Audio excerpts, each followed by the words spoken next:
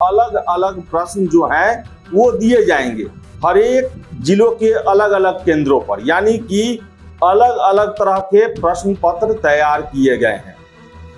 इसके अलावा आपको बता दें, प्रिंटिंग प्रेस बदल दिया गया है। अलग अलग प्रश्न, ये एक बहुत बड़ा विषय जो है, मुद्दा जो है वो बीपीएससी में बनने जा रहा है। रविंद्र बालिका महाविद्यालय जो है उसमें हो सकता है कि हिस्ट्री को लेकर दूसरा प्रश्न हो, और बगल में अगर बीएन कॉलेज में सेंटर पड़ा हुआ है तो वहाँ हिस्ट्री का एक ही जो क्लास है उसका अलग प्रश्न है। ऐसे में नॉर्मलाइजेशन वो किया जाएगा। अपना नया फॉर्मूला अपनाया है, लेकिन सबसे बड़ी बात है, देखने वाली बात है कि क्या शिक्षक अभ्यर्थी इसे स्वीकारने के लिए तैयार होंगे।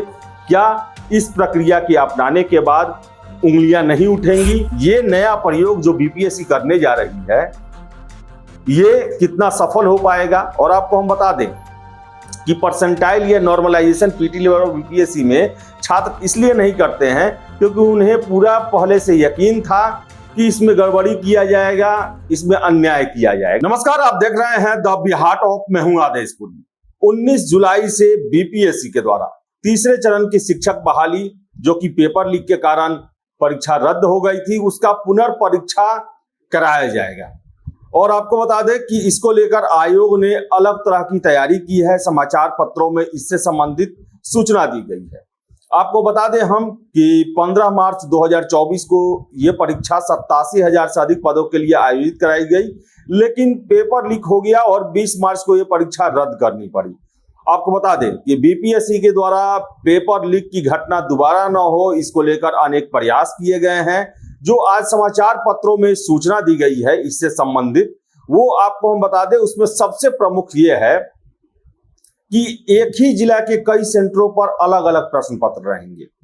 यानी कि जो अभी तक हम देखते आए हैं कि एक तरह की परीक्षा के लिए एक ही प्रश्न बीपीएससी सभी छात्रों को देता है। हालांकि जो प्रश्नों का क्रम होता है वो अलग अलग सेटों के अनुसार बदल जाता है, लेकिन जो समाचार पत्र में दिया गया है उसमें कहा जा रहा है कि अलग अलग प्रश्न जो हैं वो दिए जाएंगे हर एक जिलों के अलग अलग केंद्रों पर, यानी कि अलग अलग तरह के प्रश्न पत्र तैयार किए गए हैं।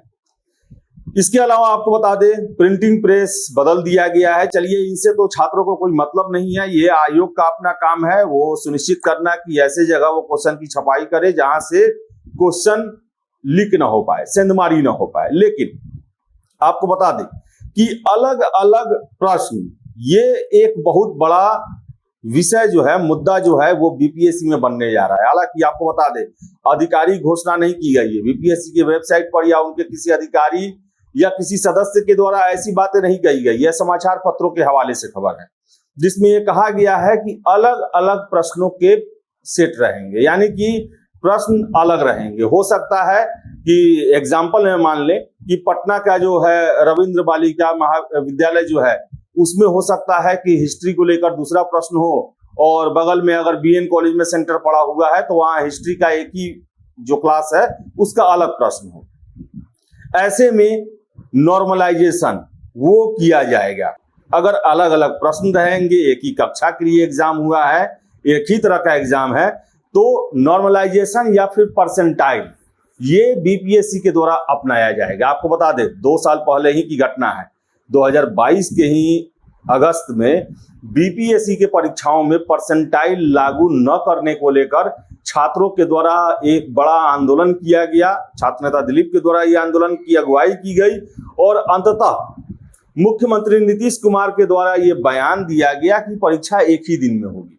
उस समय का मुद्दा था कि 2 अलग अलग दिनों में ये परीक्षा होगी, पीटी परीक्षा अलग अलग दिन में होंगे, और ऐसे में सभी के रिजल्ट जो हो वो एक समान हो, किसी के साथ भेदभाव ना हो, परसेंटाइल बेस पर जो है हम इसके रिजल्ट जारी करेंगे। और अब ऐसा ही होते हुए दिख रहा है शिक्षक परीक्षा में, यानी कि अलग अलग प्रश्न दिए जाएंगे। तो ऐसे में छात्रों का ये कहना होगा कि हमारे प्रश्न की प्रकृति टफ थी, उसमें आसान थी, इसमें जो है इन प्रश्नों की संख्या ज्यादा थी, उसमें उस प्रश्नों की संख्या कम थी। तो ये जो है आरोप लग सकते हैं। और नॉर्मलाइजेशन, परसेंटाइल, ये आयोग को करना ही पड़ेगा इन सभी रिजल्टों में एक रूपता लाने के लिए। ऐसे में आपको बता दें कि हालांकि ये कोई नई बात नहीं है, बिहार के बहुत सारे ऐसे एग्जाम हैं, चाहे वो सिपाही की भर्ती के लिए हो, दरोगा की भर्ती के लिए हो, या फिर बिहार कर्मचारी चयन आयोग के विभिन्न पदों के लिए हो, एक ही परीक्षा अलग अलग दिनों में होते रहती है और नॉर्मलाइजेशन करके उसका रिजल्ट दिया जाता है। लेकिन बीपीएससी में आपको बता दें कि सिविल सेवा में परसेंटाइल व्यवस्था जो है वो अपनाने के लिए 2022 में तत्कालिक अध्यक्ष जो है अतुल प्रसाद जी, उनके द्वारा प्रयास किया गया, लेकिन उस समय छात्रों ने इसे नकार दिया।